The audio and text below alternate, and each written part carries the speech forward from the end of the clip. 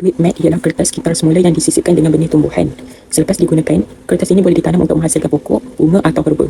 Inovasi ini membantu mengurangkan sisa kertas, memelihara alam sekitar dan juga menggalakkan amalan hijau.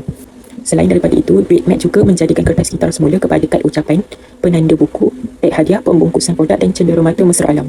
Produk ini mampu menjana pendapatan sambil meningkatkan kesedaran masyarakat tentang kepentingan Zoni Muhammad Yusof, Syuhaili Osman, Afidah Mastura Muhammad Arif, Roslina Ahmad Salih dan Nurul Aini Kadir di dalam jurnal yang bertajuk Pola Pembuangan Sisa Pepejal Isi Rumah Malaysia. Hasil kajian tersebut menunjukkan 22.3% penduduk di Malaysia tidak mempunyai masa, pengetahuan dan kemudahan untuk melakukan kitar semula. Oleh yang demikian, duit mat sangat relevan dalam pasaran di Malaysia kerana menawarkan perkhidmatan kitar semula sambil menjana pendapatan. Di sini terdapat 4 pernyataan masalah. Yang pertama, penggunaan kertas yang tinggi di sekolah, pejabat dan organisasi menyebabkan banyak sisa kertas dibuang walaupun masih boleh dikitar semula. Yang kedua pula ialah kebanyakan sisa kertas hanya dikumpulkan untuk dikitar semula atau dibuang tanpa diberi nilai tambah yang boleh dimanfaatkan. Yang ketiga pula ialah kesedaran masyarakat terhadap produk mesra alam dan amalan kelestarian masih rendah kerana pilihan produk yang ada kurang menarik dan tidak mempunyai fungsi tambahan. Pernyataan masalah yang terakhir ialah permintaan terhadap cenderamata dan bahan promosi yang mesra alam semakin meningkat. Namun pilihan produk tempatan masih terhad. Objektif pelaksanaan inovasi ini yang pertama ialah mengurangkan sisa kertas melalui amalan kitar semula bagi mengurangkan pencemaran alam sekitar. Yang kedua pula ialah menggalakkan amalan kelestarian alam sekitar dengan menghasilkan produk yang boleh ditanam selepas digunakan. Yang ketiga pula ialah mewujudkan peluang keusahawanan melalui penghasilan dan pemasaran produk inovatif yang memenuhi permintaan terhadap produk lestari. Objektif yang terakhir ialah meningkatkan kesedaran masyarakat tentang kepentingan kitar semula dan penjagaan alam sekitar.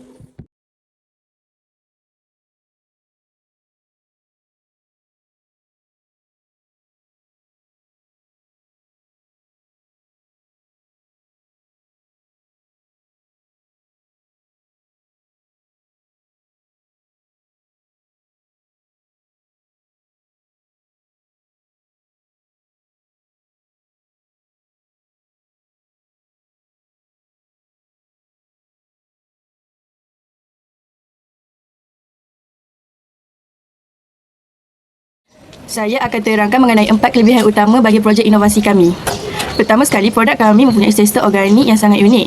Bila pengguna atau pelanggan ia memegang, ia dapat memberikan satu pengalaman interaktif yang berbeza berbanding kertas biasa. Kedua, inovasi ini berjaya mengubah kitaran hayat kertas daripada kertas itu dibuang begitu sahaja sebagai sampah. Kami ubah menjadi sumber tumbuhan yang baru, menjadi manfaat semula kepada alam sekitar. Yang ketiga pula, projek ini secara tidak langsung dapat memupuk kesedaran dan menggalakkan orang ramai untuk lebih rajin melakukan kitar semula. Terakhir, projek ini mempunyai potensi perniagaan yang tinggi di mana ia mampu menjana pendapatan sekaligus memberi pulangan keuangan walaupun dalam ekonomi yang tidak stabil. Secara ringkasnya, projek ini dia bukan sahaja unik. Projek ini dapat menurunkan jejak karbon dan mengurangkan kebergantungan kepada penambangan pokok baru.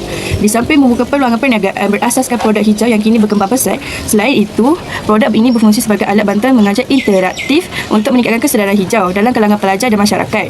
Malah, amalan menanam kertas yang mengandungi benih, sayur, herba atau bunga ini secara tidak langsung membantu menambah kawasan hijau di persekitaran kita. Bagi pelaksanaan inovasi, kita mula dengan mengasingkan kertas terpakai, kemudian koyak ke kertas dan menjadi serpihan kecil dan rendam dalam air selama 24 jam. Selepas itu, kita tumbuk kertas sehingga halus, campurkan biji benih, bentukkan menjadi nipis seperti kertas kad dan menjemurkannya di bawah cahaya matahari sehingga kering. Setelah itu, kita sediakan lubang tanaman, masukkan kertas benih, tutup dengan lembut dan siram air secukupnya.